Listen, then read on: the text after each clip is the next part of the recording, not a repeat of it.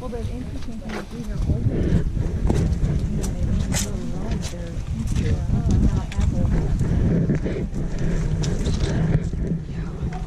I'm glad we don't have to go down and sit out on those seats. Yeah. Who knows? Maybe they don't belong here. Who knows? Actually, those pillars come from Caesarea. It's granite. And only in Caesarea, Herod was building in granite. He's the only crazy one to go to Eilat to find out the granite. The rest didn't do so. Okay, folks, please come inside. Let's start. First of all, location. Beit She'an is at the very end, the eastern end of the Valley of Jezreel. Valley of Jezreel has actually two levels. You've got one, the bigger portion of the valley, and down below an extension of it, which is named the Valley of Harod. Spring of Harod, the Gideons. How they drink, 300 soldiers. Lapping it up. Yeah. 300 soldiers, by the way. 300 is like 300 Spartans, right? 300 is a Greek equivalent to a military might. Okay? So it's a very important number in those days for military.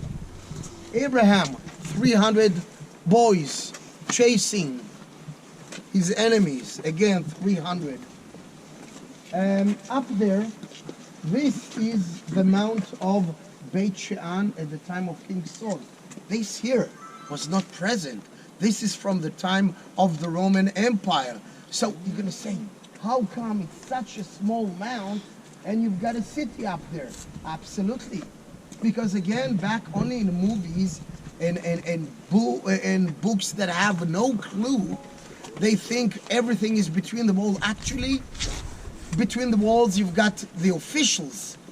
But below the city, downtown, that Fred, horrible song, by the way.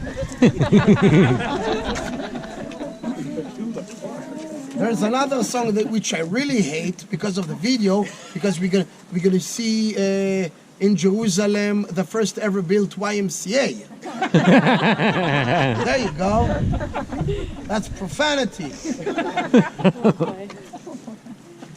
So everybody was living surrounding actually the mount.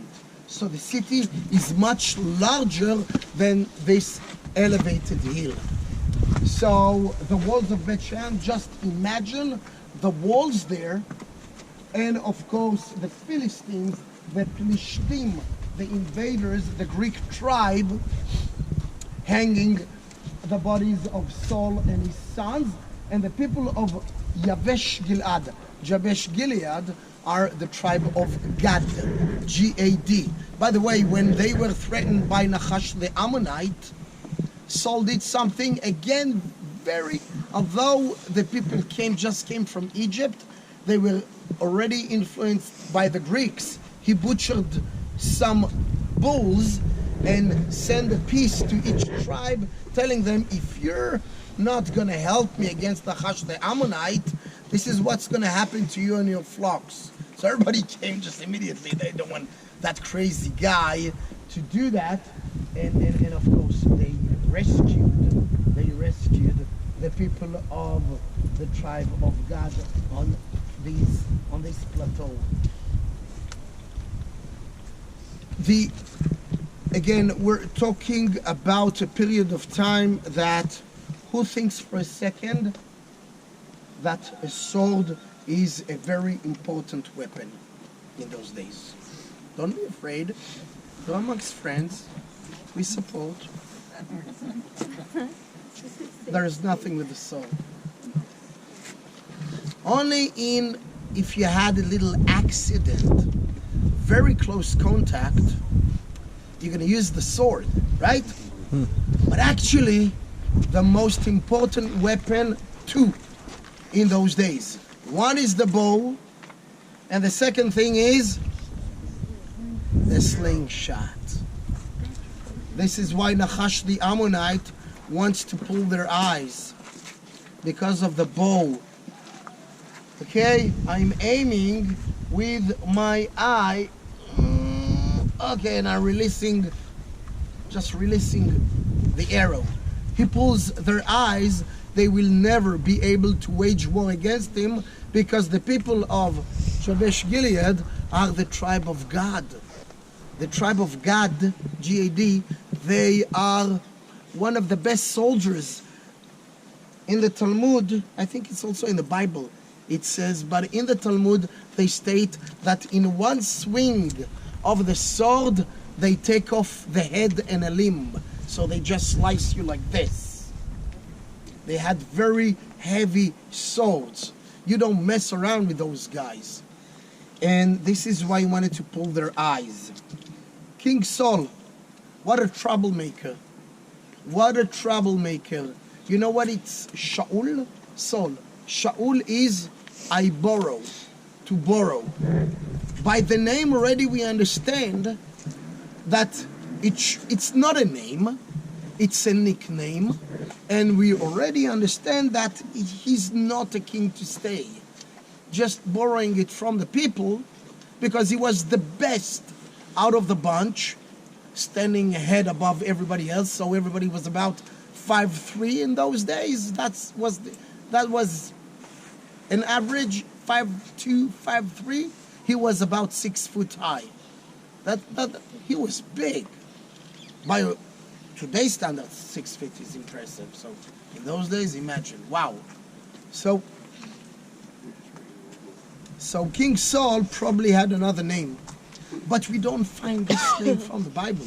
We find it from the letters of El Amrana. El Amrana in Egypt. They talk about a guy between the tribes in Canaan that is making all the tribes riot against the Egyptian king, and they do not pay their taxes, and the name is Labayo. Labayo. Now the Egyptians are just trashing all the names. They don't pronounce them, and should Labayo make sense, it's gonna be Lavi. Lavi. And Lavi is a young lion. A young lion. And probably this is just an assumption. This should be the true name of King Saul. Lavi, the young lion. And it suits because he's a very mighty warrior.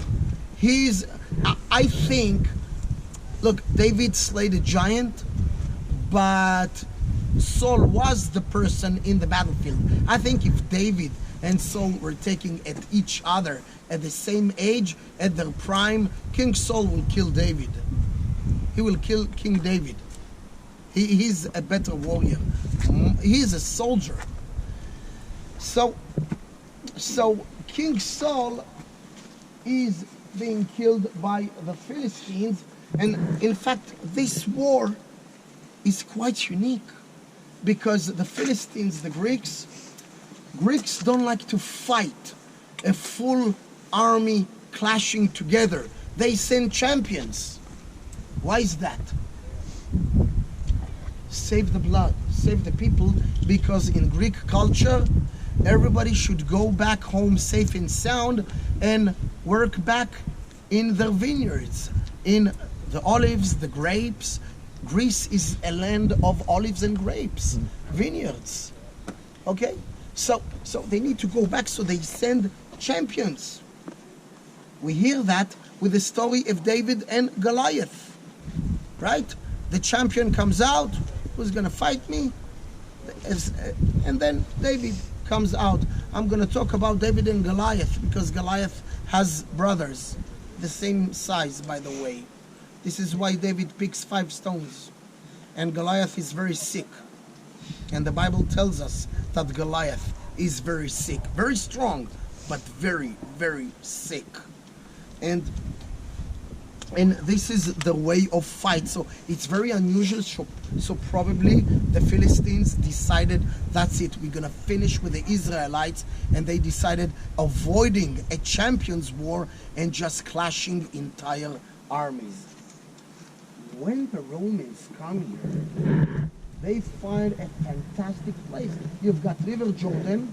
You've got another stream that is now named the Stream of Harod, coming down just beyond the hill of the original, the core of Beit She'an, and they built here the perfect Roman city. Unlike other places, a perfect one.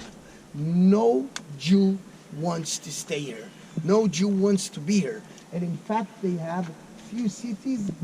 This is one, and on the other side, on the plateau over there, you've got the twin city, but much bigger, of Beit She'an, named Jarash. And this is part of the Decapolis.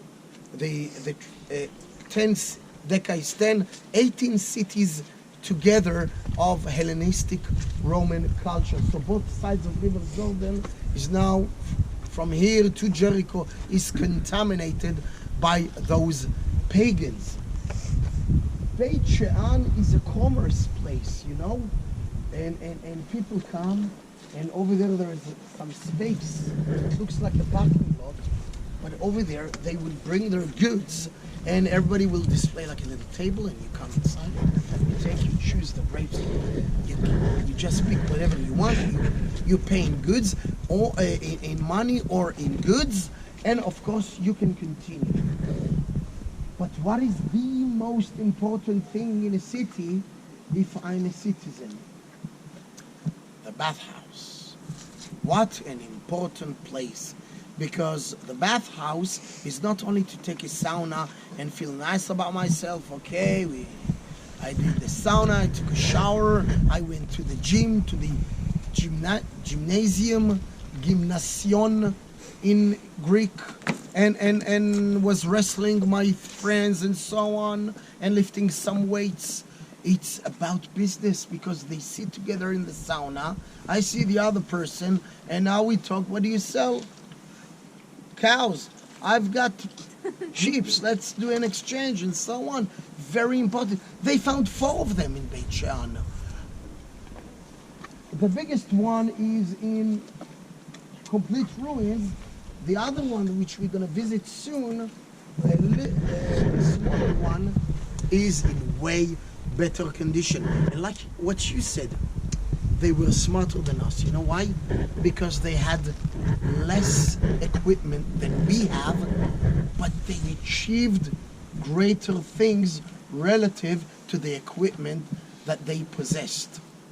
You know, if you're going to ask any construction company, build the Western Wall, especially after walking in the tunnels of the Western Wall with those huge stones. One of them is approximately 600 tons. They will tell you, even the engineers that built Burj Dubai in the Emirates will tell you, you're crazy, we're not doing that. We're not doing that. Waste of time and money. We don't have this technology. And still they did that. Unbelievable. Before we continue to the bathhouse, you wanted to take a picture? Yeah, let me ask you this. I can't remember, is there a way that we'll have less stairs that we can just kind of walk in before, like just a hill, so that some people it might be easier to get down there and we can do it later here? Or should we just do it here? Go down just a few.